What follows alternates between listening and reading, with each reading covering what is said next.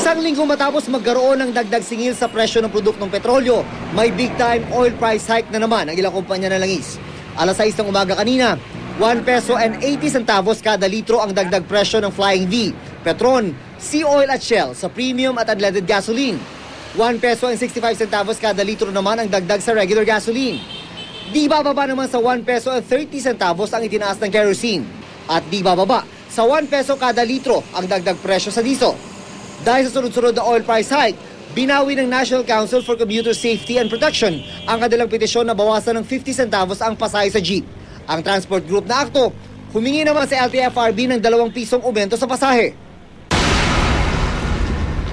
Nagsagawa ng mock elections ang House Committee on Suffrage and Electoral Reforms gamit ang mga PICOS o Precinct Count Optical Scan Machines sa Kamara. Ayon kay Cavite Representative Elpidio Barzaga, ito ay para matiyak ang accuracy at veracity ng mga PICOS machine na gagamitin rin sa eleksyon 2013. Ang Smartmatic gusto raw patunayan na 99.95 hanggang 100% ang accuracy ng kanilang makina. Nasa 1,000 ang lumuhok sa mock elections.